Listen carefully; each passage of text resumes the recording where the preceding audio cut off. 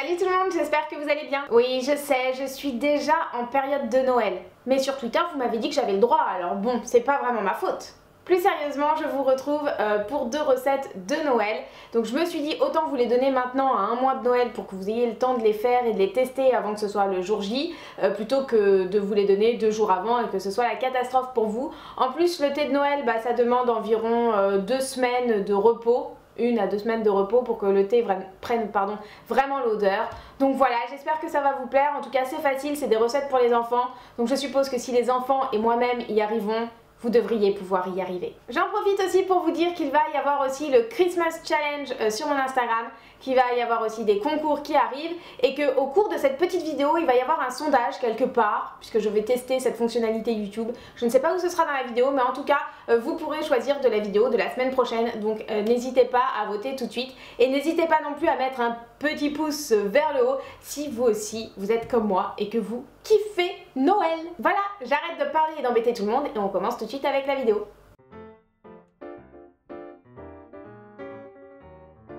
Vous allez avoir besoin de thé noir assez doux type English Breakfast, d'une ou 2 oranges selon vos goûts, d'étoiles de badiane, de bâtons de cannelle, d'une gousse de vanille et bien évidemment d'une boîte vide pour réaliser votre petit thé. Alors, première étape, vous allez commencer par verser votre thé en vrac dans la boîte. Ensuite, vous allez couper les bâtons de cannelle. Donc, moi, j'en ai mis 2 parce que j'aime bien que c'est beaucoup le goût de cannelle parce que j'adore ça. Mais c'est vrai que c'est une épice qui est assez forte, donc faites attention si vous n'aimez pas énormément le goût ou si vous le voulez juste très légèrement. Et aussi faites attention quand vous le coupez parce que c'est vraiment très difficile. On peut le voir dans la vidéo. Et donc, il faut vraiment l'écraser presque. Voilà, donc si vous n'êtes pas habile de vos mains, faites attention de ne pas vous couper et utiliser un couteau vraiment... enfin bref, voilà, un couteau qui coupe. Et à chaque fois, vous allez verser dans la petite boîte tout ce que vous venez de couper. Vous faites pareil avec les étoiles de badiane, mais là, vous pouvez y aller à la main, c'est hyper facile. Donc ça, c'est le côté plutôt cool.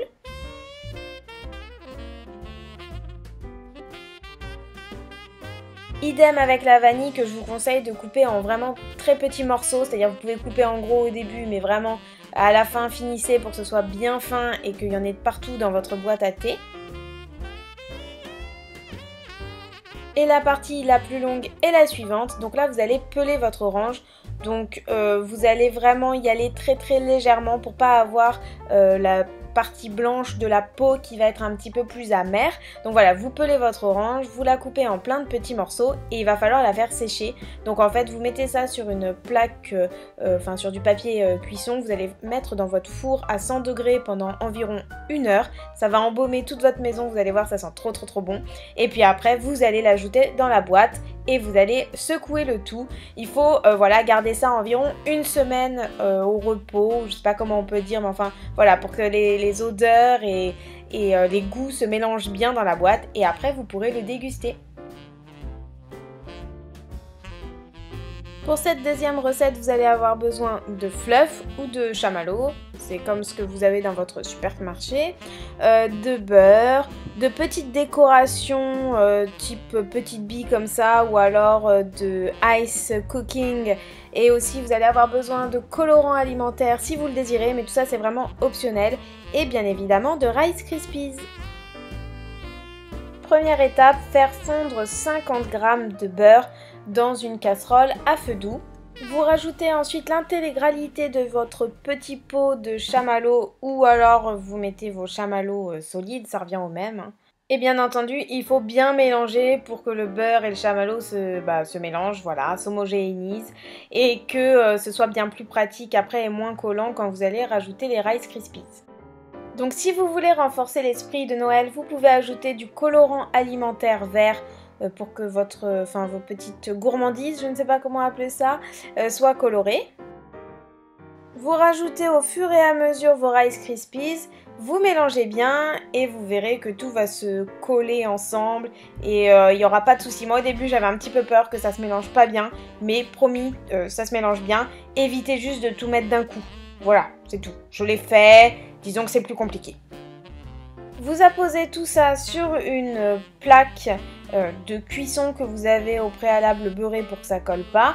Et ensuite avec du papier de cuisson, vous allez venir appuyer, écraser en fait la petite montagne de Rice Krispies pour que ce soit très plat et assez fin.